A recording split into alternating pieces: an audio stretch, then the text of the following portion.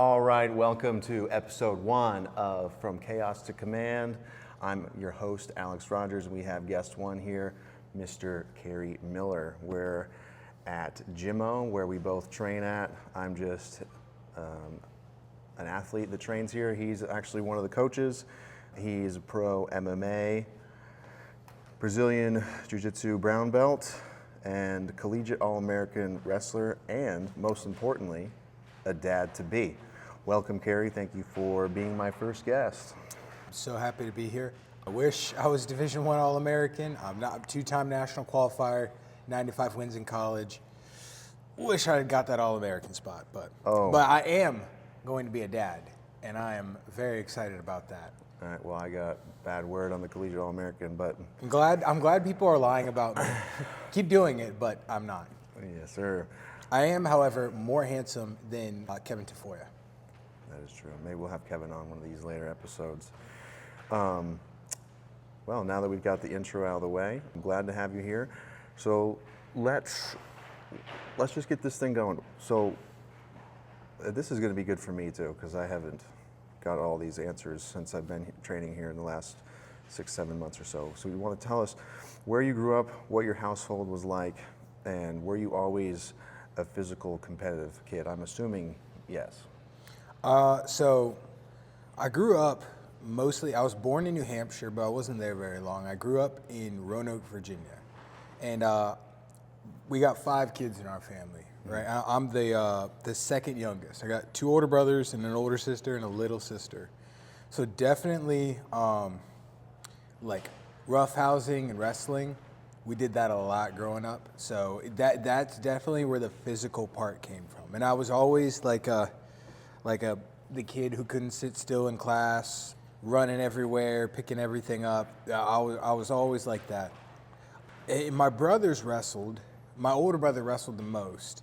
That's definitely, he never really taught me a lot, but it was time. Like, he would wrestle with me, and I remember my biggest thing is when I was wrestling with him, I just didn't want to give up. That was my one thing. He would pin me for like half an hour. He wouldn't even be hurting me or nothing. I think he was just amazed that he's like, I can't believe you're not just giving up so we can end this. But that was always my thing. I just didn't want to give up. Is he your size? Is he bigger, smaller? I mean, there's a 7-year difference, so okay. I was significantly smaller. Yeah, back then, yeah. I'm a lot bigger than both I love my brothers, but I'm a lot bigger than them now. Yeah. Okay. So when you were growing up, what did you think you'd be? Was fighting on the radar, or was this just something you did to get, rite of passage, cut your teeth with those older, bigger brothers? Man, growing up and just being the little brother, definitely the idea of fighting was always like, man, like, I don't know. I wanted to know what the real thing really was. I couldn't get enough of fighting movies, Warrior, Never Back Down. Like I grew up on those. I wanted to know what the real thing was. And I remembered watching Forrest Griffin and Stephen Bonner. Like, I remember turning on the TV and that was on, and I grabbed my brother. I was like, bro, I don't know what this is, but these guys are so tough. Yeah. I remember watching that, and even neither of my parents liked MMA, like at all. But my dad is the kind of guy where he's like, I will say, he's like, those guys are really tough. He's like, I can respect that. And obviously, I wanted to do that as a kid, but my mom was like, absolutely no way. Yeah. But they always talk about, for MMA, to get good at MMA, you should wrestle. So that was my big push for wrestling. I was like, oh, they do this in MMA. So would you say that it came from an internal push, or so as your parents, maybe they pushed you towards it without meaning to? Oh, 100%. Yeah. My mom, I'm 100% the person like, hey, no, you can't do that. That's like a big motivator for me. Absolutely. I know the feeling. So what point would you say that, were you a kid, were you a teenager, high school, obviously you were already wrestling in college. When was that point where you realized that you could probably go further than most of the people around you, if not all of them? Man, I also grew up with such a negative mindset in that like most matches I wrestled like I assumed I would lose. Like you could see like there was some anxiousness, and I would let it out in a somewhat good way because I would just come out the gate like a bull. Yeah. And a lot of times, like especially in middle school, early high school, like that'll get the job done. I had like in middle school, I definitely I was a little bit of a natural. I wasn't naturally technical, but I was naturally pretty strong. I knew how to like keep my base low. I knew like kind of how to not get broken down and get up, like stuff like that. Kind of came to me pretty well. Yeah. The mental side of it, that took a while. The side of like, I don't care what you've done, I'm gonna come get you. Or the tactical side of it, of like, man, maybe I shouldn't just dive at you. All that stuff took a long time for me. The physical aspect of it came pretty easily. Like I was doing lots of sports, very active. My parents were always trying to keep me going. Thank you for that. But definitely the mental side of it came a lot. Probably my senior year in high school, I started placing at some national tournaments, and like I achieved my goal, undefeated state champ. And I had a pretty good mentor, Cody Harrington, and he put a lot of time into me. But he started to like help me kind of not only build he helped me technically so much, but he started to kind of also like introduce to me like, hey, this is like what your mindset should be. Like he's like, you shouldn't be going out there thinking like, oh yeah, I suck, I'm gonna lose. It took a long time to get a foothold in that kind of battle. It didn't get, and that's a battle every athlete fights all the time. Yeah. Yeah, well, definitely, I want to come back to that. I want to get a little more into this wrestling stuff. So, what you just talked about, was that your first season, or like, can you tell me about that first season, like the most impactful one, I guess? That's a great question. The most impactful season. Yeah. When you were when that was really like, okay, this is not just me being physical. I'm starting to get the tactics down. I understand what's going on. This isn't just me being super gritty and physical, and just like out muscling everybody. Like this is actually something I'm really good at, and I understand. Man, the most challenging season for me, like obviously college was way harder. Mm-hmm. Freshman year of high school was a big challenge for me. Because I still just didn't really know what I was doing. I would win matches. Like, I would win more than I lost. But I just didn't know what was going on. That was the first time I would really kind of get my butt kicked in the room. Yeah. It was a grind. I wanted to quit in the middle of it. My mom wouldn't let me. That's good. But I would say the season where it started to really click for me was my senior year of college. Okay. I put a lot of time into it. I did a lot of mental training. We had the Dr. Jacob Cooper up at App State helped me out a ton with the mental aspect. Coach Ryan LeBlanc helped me out so much with individuals. Coach Rosa, Coach John Mark Bentley. But that kind of developing that like going out there, and it's like you gotta let it go. You gotta let it fly, and you can't worry so much about how it's gonna go. Like really, you just have to go out there, do everything you can do to give yourself your best chance to win.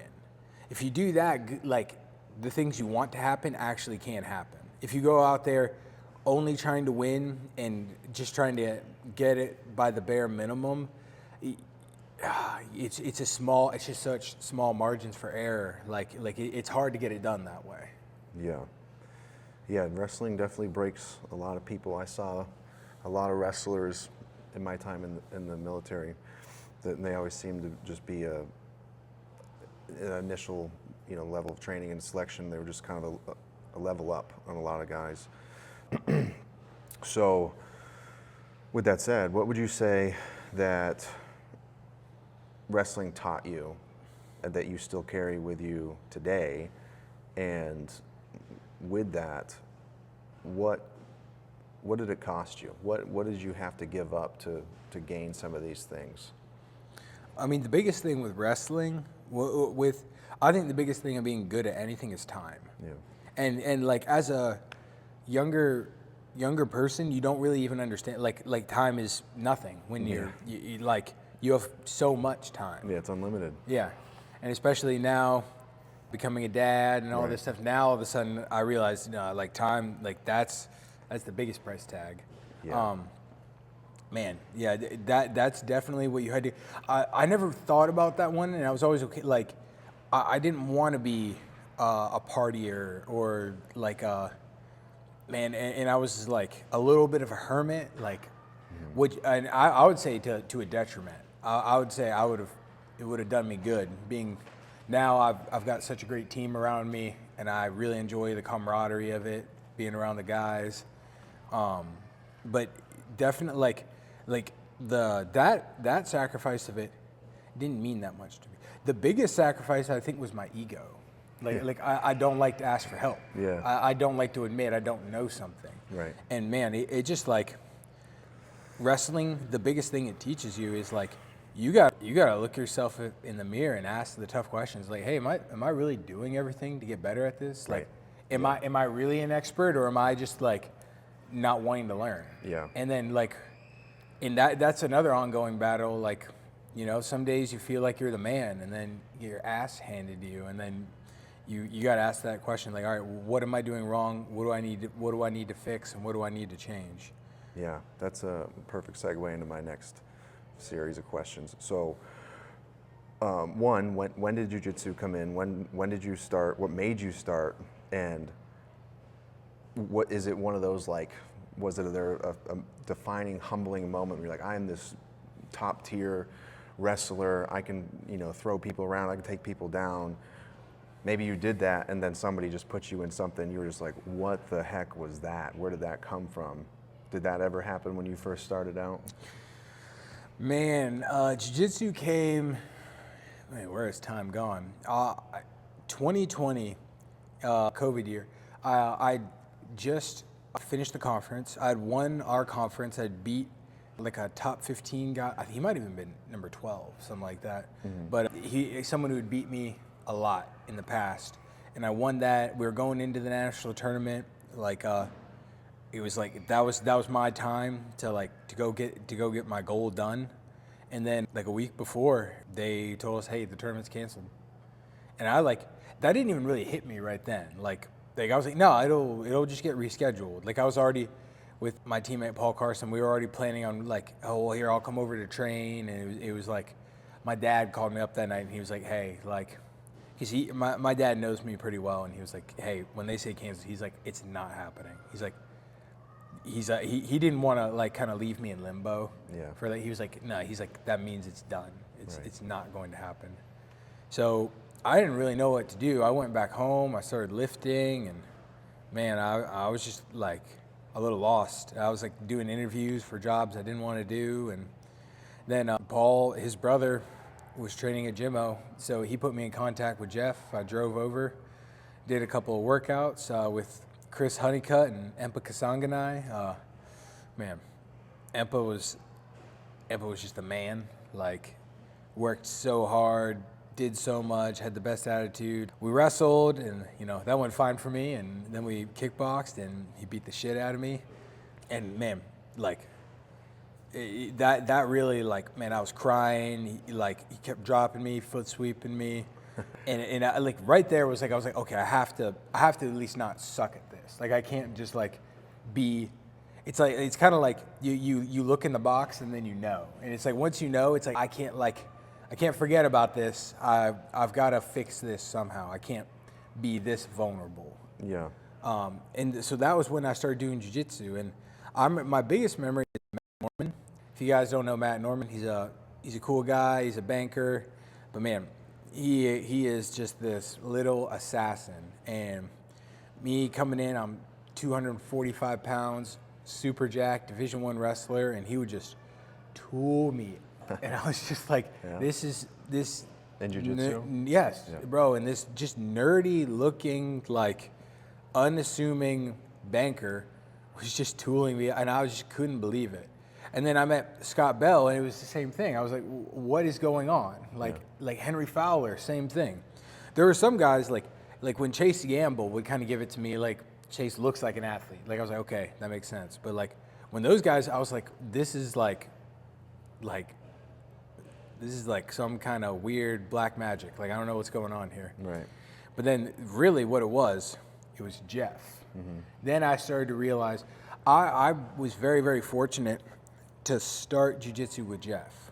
Because I had gone to a jiu-jitsu gym before that, and I didn't think jiu-jitsu was a super real thing, because I went to the gym and I kind of dominated everybody. Yeah. And again, it was like, they were fine. It was just like, I was a Division I athlete, and they were just kind of, regular type of people. Yeah. I walked into Jeff's gym, and he was like, nah, come get it. And I got to see, like, Jeff's jiu-jitsu is like fundamental jiu-jitsu for fighting. Like that's what he like put together, mapped and designed. Like it's stuff that really works. Right. Yeah. Yeah, that's awesome. I love that because, with my background in the military, that's why I was super resistant to jiu-jitsu, because I looked at it more of as a sport versus a combat art.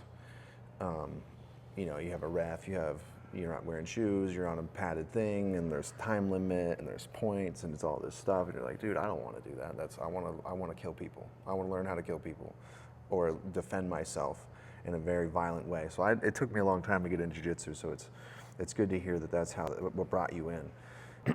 So yeah, you listed off a lot of guys that humbled you, brought you in. Is just being around that caliber of men and competitor what swayed you into one, pursuing jiu-jitsu, but really what led into, like, I want to do MMA, I want to fight people in the cage? Man, there's a bunch of stuff that was into that. I mean, Empa was just this, just this awesome figure, this great leader of like walks the walk, talk like practices exactly what he preached. Looking at like guys like Honeycutt was just such a dog, just such a like never give up, never back down type of guy. Mm-hmm. Chase was this like awesome, like complete jiu-jitsu fiend who like was really chasing after understanding it. I got to spend so much time around him. That was amazing. Just being around guys who like, it was kind of like for the first time I was around people like me. So that was like they're like me, except they're older and have more skills. So it's like that definitely, and then just being around Jeff, being around somebody who really commits to doing everything at a high level. That was super, super motivating. Being around people like Diego and Seti, people who like really set high standards for themselves. Mm-hmm. The MMA part was really like, man, I was so scared to do it. But it was one of those things I felt like I had to. Yeah. That was the biggest thing. Like, because obviously everyone thinks they want to fight till you come in, and then you realize if you want to fight or not. Like once that cage door closes, you're just like, it's like a guttural sound when you hear it lock.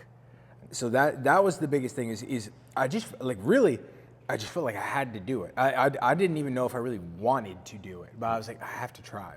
Yeah. It wasn't until IMMAF, I went and did that, and I was like, man, like that I was motivated for. That to me looked like the national tournament that I didn't get to do. That was like, that's what I want to do. Right.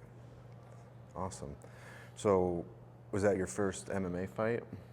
My first MMA fight, Jeff took me down to South Carolina. He found me a place to stay. We missed the weigh-ins because Boom Gordon, he'd found me the fight, and there was just a miscommunication. We didn't realize the weigh-ins were earlier that day, but because I was heavyweight, they weren't stressed about it. They're like, just weigh in tomorrow morning. Got lucky there, yeah. I know, big time, big time. Yeah, and man, I was, I wasn't that nervous, and then all of a sudden we get closer to the fight, and I'm like, oh, I'm pretty nervous. I thought I could win, but I was like, it was. I got hit a couple of times, and I was just like, oh wow, this is not like practice.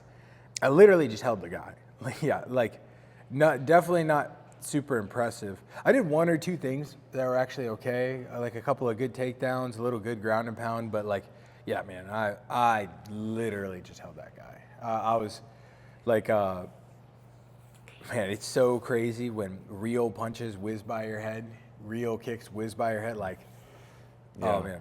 But it was like, oh man, I was like, well, I got to do better than that one.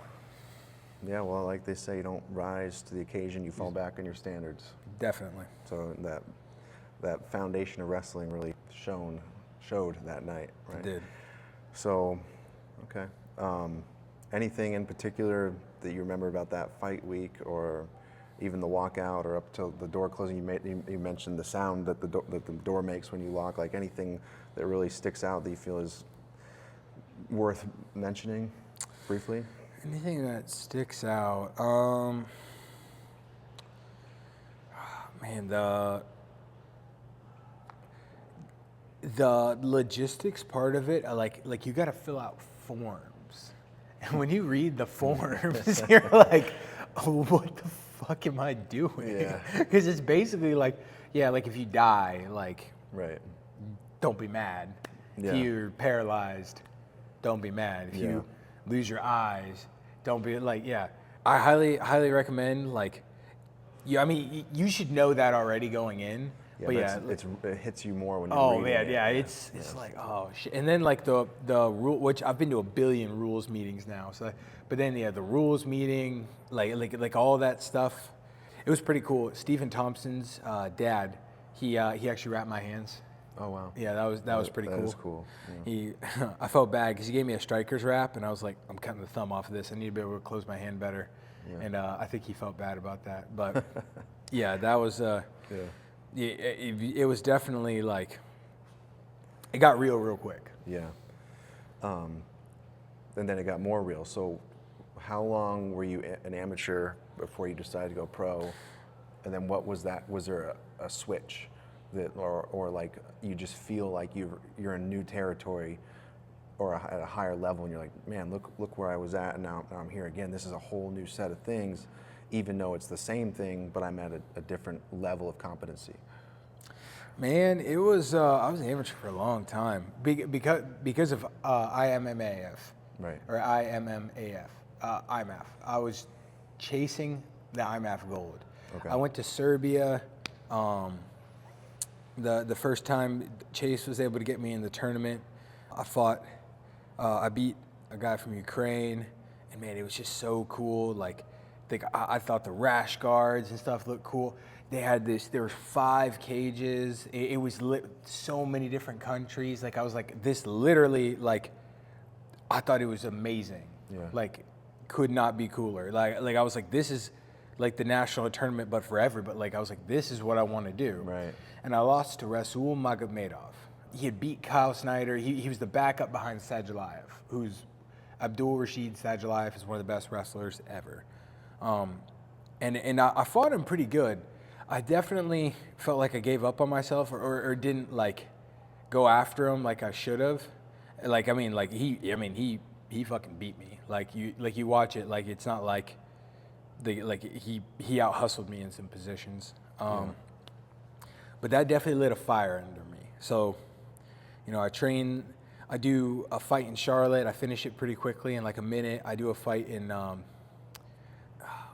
Nashville. It was in Tennessee. I finished that one pretty quickly, and then I trained for the Pan Americans. I go down to Colombia. My parents were even there, and I do 3 fights in 3 days. I beat Trinidad. I beat Mexico, and then the finals I beat a K1 kickboxer from Uruguay. That was pretty awesome. Yeah. That was really cool. That's really cool. Then I trained for a while, got ready for Albania, where I went, and I didn't realize I was the 1 seed coming into that. Wow. And a guy who was in the tournament the year before, Sultan Gatsparov, he was on the other side of it.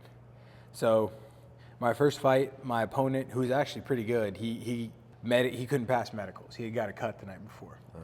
I fight this tough guy from Kazakhstan, and I dominate him. So you fight the guy from Kazakhstan, and So then I'm in the finals. In the finals, I've got Sultan Gatsparov, and I'm pretty nervous for that final match.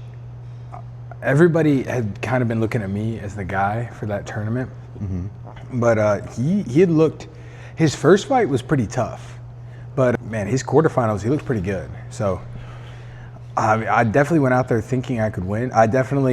There's so many things I could say about how I was feeling and stuff like that, but like, you always, like, you have to judge things by, did you get it done? Did you not? I didn't get it done. I went out there, I won the first round, took him down, took his back. The second round came out, he stuffed a takedown.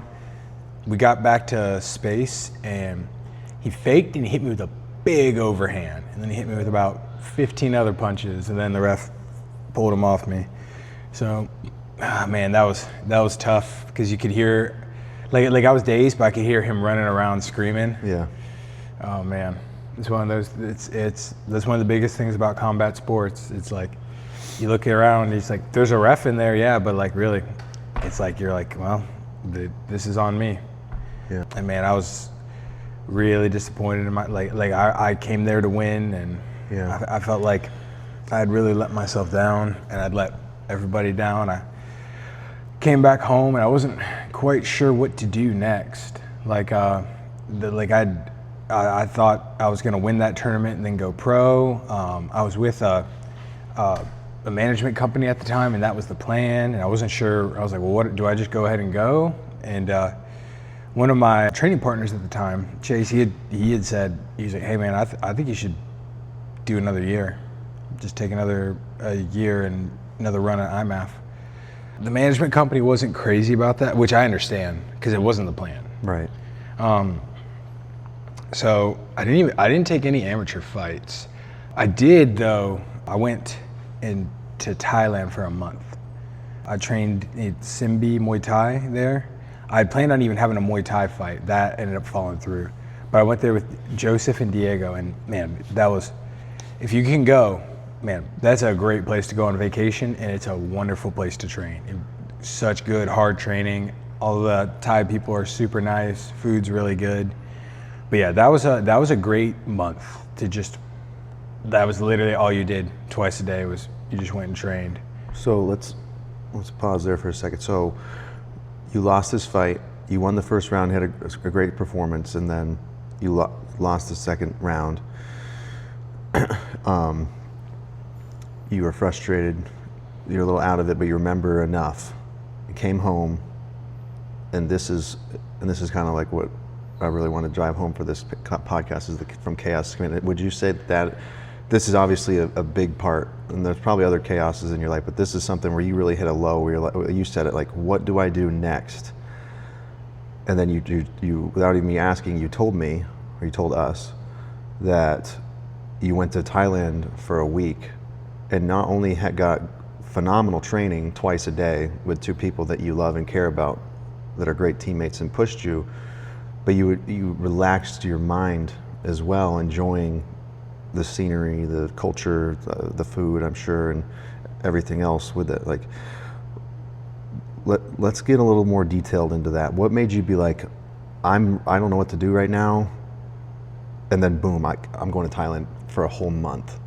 So, yeah, being there a whole month, that was crazy. That was I'd never been out of the U.S. for longer than like a week or two. Mm-hmm. So yeah, that was cultural immersion. It really came out of like talking to I really looked up to Diego a lot in the gym, and like best kickboxer I know, and he was like, bro, if you want to get good, he was like, you should go. And I had tried to put aside money for it and save for it, and stuff kept falling through, and I was like, eventually I kind of had to make the choice, because I had a little in savings left, and I had my credit card. Don't do what I did. So I was like, you know what? I was like, I'm not gonna back out now. I was like, I'm gonna put it on the credit cards, and I'm gonna figure it out. So I wouldn't change that I did it, but I would not do it that way again. Definitely save money for stuff. Don't put it on credit cards. But it was a chance that like all I had to do there was train. Yeah. That was all I had to do. Yeah. And it was just like a way to kind of really dive headfirst in something that didn't come supernatural to me, you know. So and I mean, I didn't wrestle or do jiu-jitsu for a whole month. So it was just, you could only do this one thing. Yeah. And man, if you have the opportunity, that was the other thing I thought about. I was like, look, you never know how life goes. Like, you don't get less going on as you get older. You get more going on. So I was like, I might not have the window to do this ever again. So I'm very glad. I will go back as soon as I can, but I'm very glad I did it. Yeah, so that, you know, in a way, I feel you're almost contradictory without meaning to. You're like, don't do this if you don't have the money. But then you're like, this life is so temporary. It's so short. You don't know what's going to happen. It just didn't need to be like that. No, you know and it never really also does. Spent way too much money while I'm there. That's also what I mean. Like, it's like, well, you can budget things for sure, but Yeah. I think what's important is put thought and effort into stuff. Yeah, you can plan things out a little better. But yeah, you hit a low point. You were feeling lost. You're feeling confused. You had the chaos, and you're like, I got to do something. And maybe if you had the money and you had the ability to go and do that before, but you had won that fight, you probably wouldn't have went there. You probably wouldn't have spent a month there. You probably wouldn't have trained twice a day. And I imagine you trained very hard. Yeah. And you didn't focus on your strengths. You didn't focus on jiu-jitsu. You didn't focus on wrestling. As we heard earlier, like those are things you are extremely high level at. Yeah. No matter what venue or promotion, whatever opponent across, like you are at the top, and your striking was not. So you hit a spot where you're like, I need to fix this. And sure, you could have budgeted some more, whatever. But the point is, you threw it on a credit card. You went out there and you took advantage of it. And you wouldn't have done that if you had won or if you had a bunch of money before. No. And I think that's what's really important about this, and I love that. That's awesome. And you know, I don't think anybody listening to this is like, Cary Miller is my financial advisor. That's not what we're here for. We're here because we want to see your mindset. If that's why you're here, do something else. Skip this. No, they want to hear about how you were in a bad spot, how you endured through that in your field and your expertise. Like, we're gonna figure all that other stuff out, but it's important to zone in on what's important to us, and we're gonna do what we need to do. Because I would imagine that outside of the people that love you and support you in the gym, there was probably a bunch of people who are like, that is so stupid, you don't have any money, look what you're doing. Did that happen? I would say the only person who said that to me was myself. Like, okay. Well, that'll happen too. Yeah. And again, it's like, you bring up a really good point. Like, you got to take chances, and if you take no chances, you gain nothing. Yeah. Just definitely, I wish I had put more effort and thought process into it. For sure, absolutely. But you know, the rolling stone gathers no moss. Like, you're gonna do something, you could roll off a cliff, but at least you're moving forward, and then you know you could continue off. But if you just sit there and do nothing, oh yeah, I took a fight and I lost. Well, then what? Nothing. I went back to teaching wrestling and jiu-jitsu. You didn't progress. You didn't advance. You didn't inspire anybody. But you are now because of that. So that brings me to my next series of questions. So you're fighting, training, and coaching others, including me. How do you balance pouring into your own career and into your other guys? And I feel like I have a pretty good grasp on this because I'm here all the time, but I want to, like, how would you answer that question to the random person watching right now who's like, man, I want to be like this man? Because there are people without a doubt who are thinking that. You guys want to be handsome? That's a good goal. Man, I would just say, when it comes to that part, I've seen people coach and compete, And it's a really tough thing. The biggest thing, if you're gonna coach and compete, I think it's honestly better to do one or the other. But I will say, if you're gonna do it, you gotta go by what you say.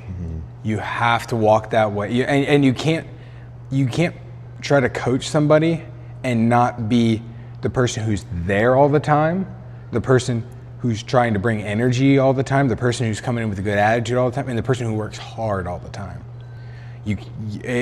Like anything you say, if you're not doing those, will fall on deaf ears, and it should. That's the biggest. If you're gonna do it, live by what you say. Live by what you. If again, it's like I'm nothing compared to Jeff as a coach. Not even close. And it's because, and he makes it his life. Yeah. Jeff, there's probably not too many minutes of a day that Jeff doesn't spend researching strength and conditioning programs, researching old fights, watching high-level Muay Thai, high-level Jiu-Jitsu, kickboxing. Jeff is constantly dialed in to that stuff, and he always tells us we all should be, like time spent multiplied by time focused.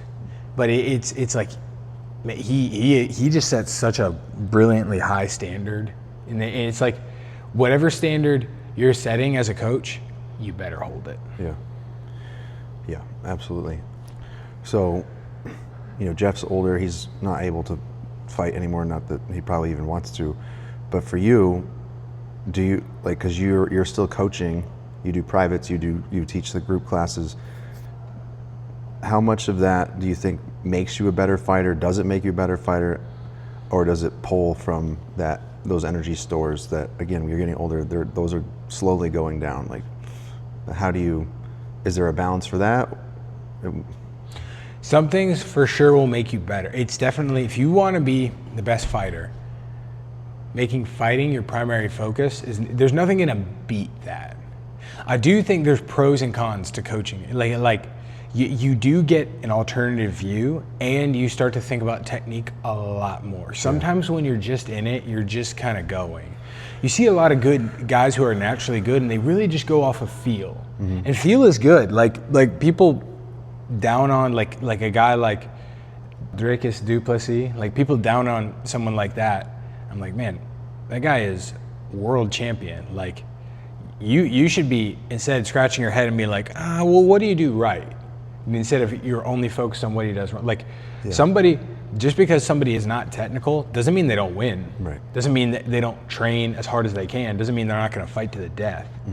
But it is a good opportunity to become technical and to become systematic and to learn, like, fighting is a set of systems, and it's how refined is your system, how strong is it, and can you stick to it under pressure? Yeah, I think then there's definitely levels to coaching as there are levels to everything in life. And I think that if you're purely a coach, you're going to reach those higher levels. I think that one of the best jiu-jitsu coaches I ever had, his name's Josh. He teaches back in Virginia. He could teach and coach things that honestly don't work for him, that he would never do, that he's not good at. And I think I always liked that about him, because he would show me something like, I've never seen you do that. And he's like, yeah, I don't do that. I don't like that. I'm like, well, why do you teach it? He's like, because I know how to teach it. This won't work for me, my body type, my flexibility, my strength, whatever, but it might work for you. And he showed me things that I'm like, I love this. And I would do it all the time, and I have never seen him do it. So I always thought that was cool. And I think that that's where you kind of blur a line of being a coach and a fighter. If you're fighting, you're not gonna teach a bunch of stuff that you don't use, because it's not really applicable to your day-to-day training. I don't teach nothing I don't use. Exactly. Yeah, that's what I'm saying. So that's but yeah, I want to know what your thoughts were on that. So I imagine you've been in fight camps and whatnot. So when the camp gets dark and you have to do a cut, if you have, because you do heavyweight. All right. No cuts.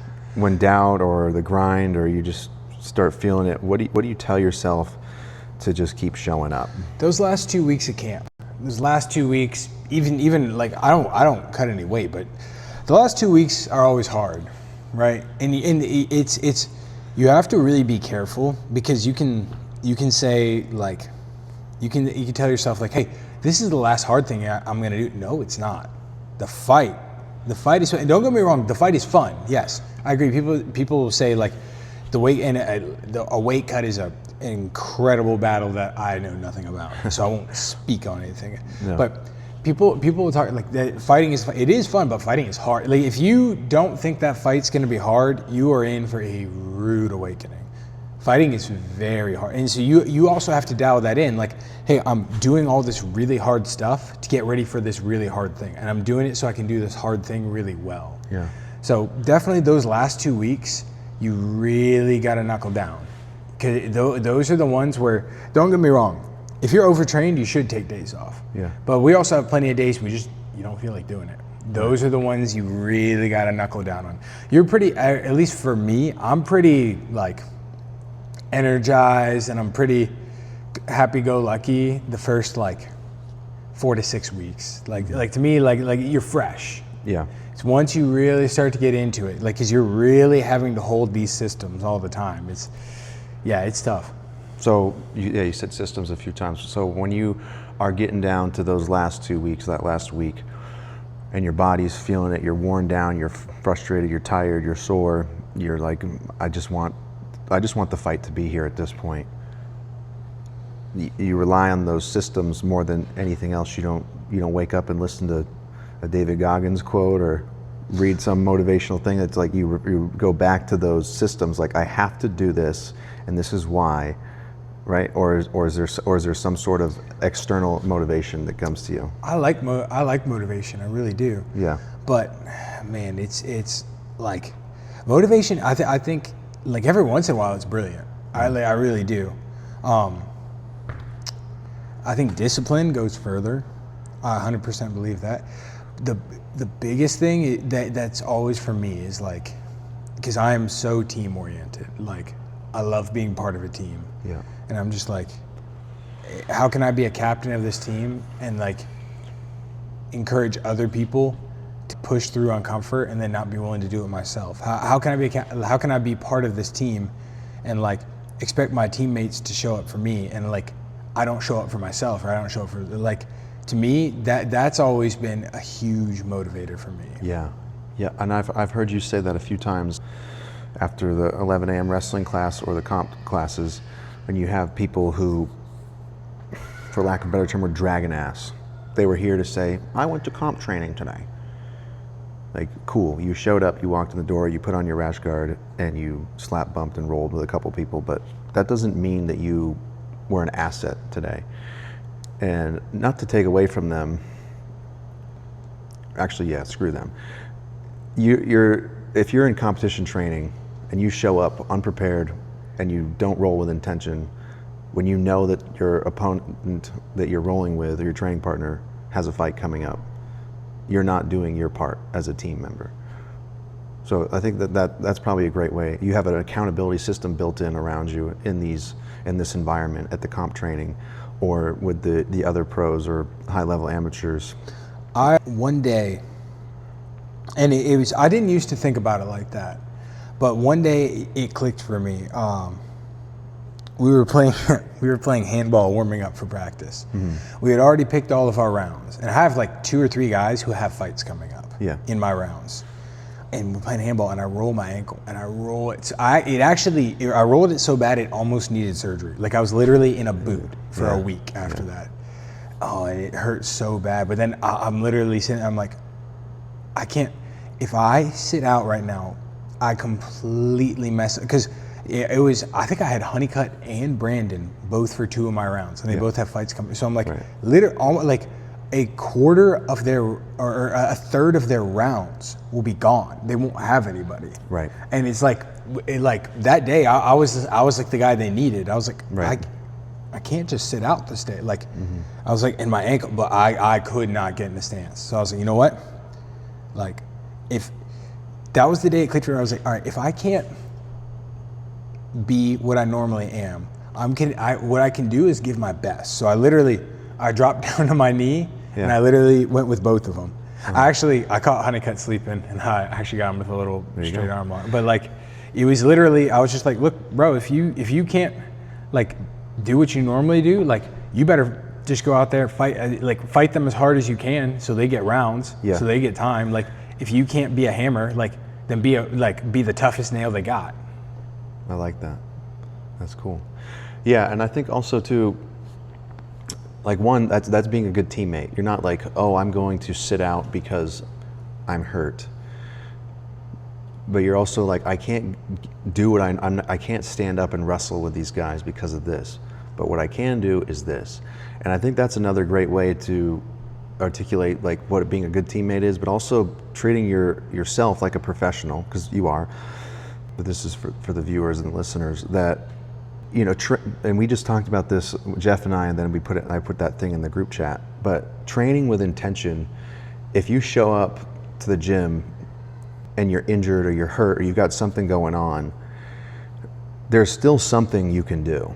Like I had that cracked rib a couple weeks ago. Like, I'm just going to hide my left side. And I'm gonna try to not be rolled over on my right so that I get pressure on it. Or if I had a hand tattoo, so I'm gonna try to keep that away from me. Like there's a bunch of different things. You don't let a single part of your body limit you from training, because again, like you're a fighter too. So you have to get your reps and your work in. So yeah, I don't know if I'm saying this the right way, but I like it's that. an opportunity. It is. It is. It's because it goes back to life is temporary, and if you can't give your 100% at standing up, you can give your 100% elsewhere. Where again, you're sharpening some tools. I'm sure you learned something from those rounds that day by sitting down or taking a knee, because you've never done that before. Just like you went to Thailand for a month and only did striking twice a day because you couldn't do these other things. Like there's always something to learn, and I think that really shows the kind of person you are, the fortitude you have, as well as the creativity and dedication to your craft and your teammates. And that's another great way to go from chaos to command. Like, oh, I hurt my ankle, I might have to get surgery, I have to wear a boot, but I'm still going to do this. I'm still going to command my day. I'm not going to let an injury stop me. You're always moving forward. Again, the rolling stone gathers no moss. Okay, so I think that's really some really good content for the fighting. I want to switch gears though to fatherhood and looking ahead. So your son's due here in October. How is becoming a father changing how you see this sport? And yeah, we'll answer that one first, and then I got another one for you. I mean, the process, everyone tells me too, it's even, they're like, just wait till you hold the baby. They're like, you think you've changed now, you'll change even more. But just realizing the weight of what being a father and a husband actually means. Yeah. Because for the longest time, I was just like, man, I love my dad, and I think I had like the best dad growing up. Like, he would always play with me, and he was very patient with me, which was, is kind of a big feat. Yeah. My mom was super patient with me too. It was just like getting to like have a dad who wrestles with you and teaches you stuff. Like, yeah, so cool. But like, I always saw that, and the thing I saw was he loved it. Like, he loved playing with me. He loved showing me stuff. So I always looked at the fun parts. And so like, to me, having kids and stuff like that, like, I was literally like, what's the con? Like, yeah. And I didn't understand number one, the logistical side of it, the financial side of it, but then even way more than that, like the spiritual side of it, and what the Bible really says about you being a husband, and what about like what Jesus like basically expects from you. Like, he's like, hey, like you're the head of this, and he's like, he doesn't mean it in like a malicious way, but he's like, hey, like I hold you accountable. Yeah. Like the way your wife and your kids, like I hold you accountable for them. Like, he's like, I put you here to provide, to protect, to make them feel loved. Like, he's like, I'm here with you, I'm here to help you. I'm here to help you do this, but like I expect you to do this. Right. So that my next question then, what's more intimidating, signing up for a big fight or bringing a life into the world that you're responsible for? The life. Not close. I figured. Yeah. Don't get me wrong, like fighting's scary. To me, everyone's different. I know Brian Barberina is a psycho. He is literally, before his fight, he is literally like, you would not know he was fighting. Like, he's cool as a cucumber. I remember somebody asked him one time, he's like, do you ever get butterflies? He was like, what are butterflies? Like, he's like, I'm gonna go out there, I'm gonna swing, I'm gonna make this happen. I'm definitely, I have to get my mind to a special place. I can say that's when I have to get my mind into that place of like, look, God, you gave me all these abilities to do this. Like, I'm yours, whether you want to show like a dominant performance to glorify you, or whether you want like to make a show out of, you know, pain and suffering that I have to endure. Like, it's whatever you want. Yeah. But I have to get there. Right. So what's a short-term goal? Let's like now till 3 years from now. Now, 3 years from now, we talking father-wise, financial, or career-wise? Anything you want, but in like while being a father. While being a father, again, career-wise, I would like to get some fights in, get to an organization that pays well. Yeah. Essentially, like, do what I'm doing now in a way where it financially makes sense and supports my family. Yep. Just develop being a better coach and a better tool for the gym, a tool that God can use in other people's lives. Yeah. It's so. I used to hear stuff like that, and I used to be like, that's so sappy, and that's so like. But it's like, man, I promise you, now that this is here, like I'm literally like, no, like. My ambitions, my everything, like I'm like, throw it out there, like please use me. Like, yeah. I just want to be useful to my family. Yeah. Oh, it's funny you said that. In the past probably 5 weeks or so, that's been one of my prayers too, is like, Lord, use me to, not in a way to make a ton of money or make myself feel awesome, but use me, use my abilities, use my skills, my influences, my experience to elevate me to, I don't know a better way to say it, but to a superstar status, so that I can show the world what you have done for me. Yeah. And so that's really cool. Don't ever shy away from that.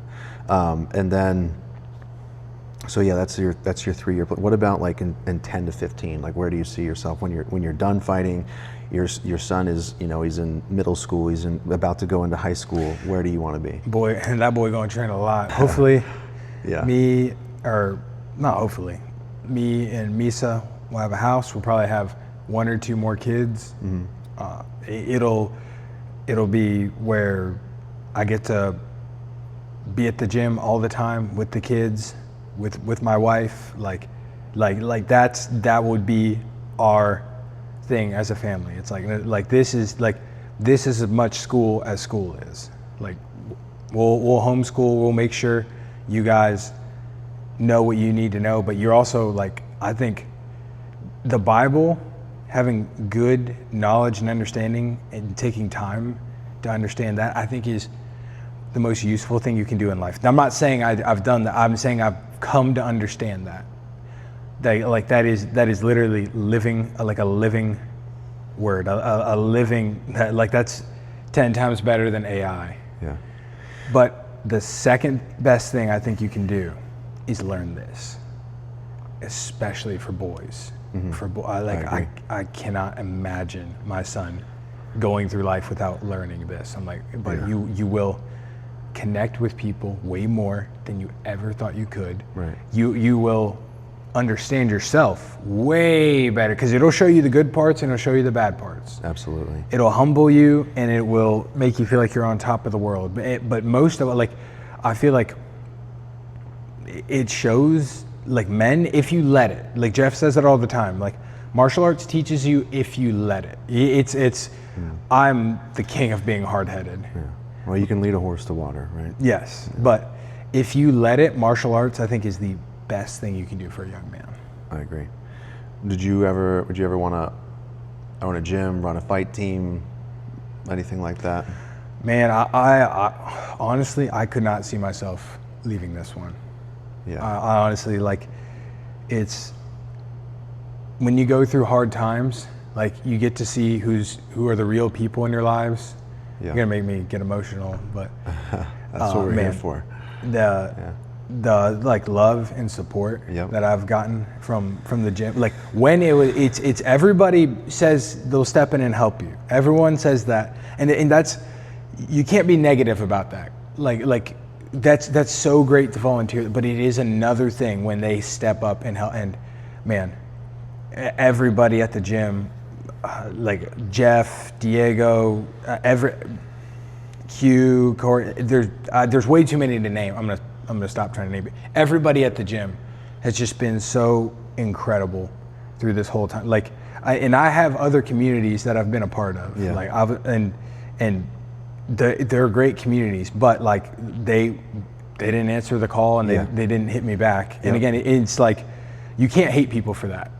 Like, you can't. Like, it's really, all you can do then is just like double down on valuing like the community that like had your back. Like, instead of wasting time feeling some type of way, like spend that time like, okay, well, how do I give back to my community? Like, that's given so much to me. Right. Yeah, so. Okay, we'll start to land the plane here. Let's just say some teenager comes in here, he's feeling lost, and he just spots you out because you're so big and strong and handsome, and he's feeling lost, and he's thinking about wrestling or fighting, and he says, "Hey, Cary, what should I do?" What do you tell him? Telling someone what they should or shouldn't do, especially as men, is like, pointing is a good, or encouraging is good, but telling them specifically, you don't know if you want to fight till you fight. I tell people that all the time. Yeah. We get 1,000 young men over a year coming. It's like, I'm going to be a fighter. I'm like, you think you will? And some of them have become the toughest people. I've seen skinny, nerdy, like unathletic people come in here, say they want to be fighters, and they turn out to be some of the best fighters I've ever seen, and some of the toughest people. And I've seen the most strong, athletic, talented people come in here, and look, it's okay if you're not a fighter, but they're not a fighter. But what I will say, what I do, like, if you don't know what you want to do, if you don't know, that means prepare. And prepare, like some people are like, what am I preparing for? Prepare, like, train as hard as you can. Get like build skills, build yourself. Like, you don't know what you're gonna want to do, save, train, build, like learn as many skills to make yourself useful as you can. Like, that's like, opportunities will come. Like, it's a guaranteed opportunities will come, but it's not a guarantee that you're ready for them. Yeah. Yeah, that reminds me of this is one of my favorite quotes. I had to pull it up so I get it actually correct. But Heraclitus, out of every 100 men, 10 shouldn't even be there. 80 are just targets. 9 are the real fighters, and we are lucky to have them, for they make the battle. Ah, but the one is a warrior, and he will bring the others back. I love that quote. I think it really, I've seen that a lot in my time in the military, and it probably, I pretty much only do jiu-jitsu, as you know, but I've seen that in the fight gyms in the MMA space when people come in like, I want to be a fighter, I'm super tough, and maybe they get punched in the face a couple times and they lose their mind, and realizing that seeing red doesn't actually do anything for you. Nope. And they leave. And then you have, so those are like the first 10, right? Like, go back to bodybuilding, go back to something else. So these are still admirable things, but you're not a fighter, and there's nothing wrong with that, but you're just not a fighter. It's as simple as that. Then there's the 80 who are the targets. You know, these are the hobbyists. These are the people that pay your bills. The people who enjoy it. Yeah, yeah. It's a fun thing. It's a cool thing. And then you have the 9. You know, like these are the guys that show up and they hit the hard training, you know, 2 or 3 times a day. They might work out once or twice. After a workout, their diet's pretty dialed in, but then like you are the one. You are the one who will lead the others home, and we're lucky to have you. So I want to leave it at that. For me, I just have one more thing. What is your closing statement? What's something you want to put out there for viewers, for potential, or, not potential, for upcoming fathers, for upcoming fighters, young athletes, people struggling with something where they hit a loss, they hit that chaos, and they're like, what do I do? How do I get out of this? What would you tell someone like that? And that'll be how we'll end it. The thing that I heard the most growing up, which I always attributed to being just like the quick answer, the older I get though, is the real answer. If you're in a pit and you feel like you can't get out, like Jesus can get you out. He's in there with you and you just don't know it, and he can get you out of it. It's one of those things where it's you have to seek him, and you have to be willing to ask yourself the tough questions. What, like, am I the problem? What have I done? Rather than thinking like this is unfair to me, thinking that no, like it isn't supposed to be fair for me. Like that, like I don't, like thinking about what you deserve, realizing you don't deserve anything, and you're given everything by grace. If you can hone in on that, I really believe everything else will work itself out. Awesome. Wonderful. Thank you very much, Cary Miller. Ladies and gentlemen, I will drop the socials in the description below. We're here at Jimmo in Belmont, North Carolina. Please swing in, check it out. If you really want to test yourself on the mats, come by Monday or Wednesday at 4 p.m. and let's get it. Chaos to command, baby.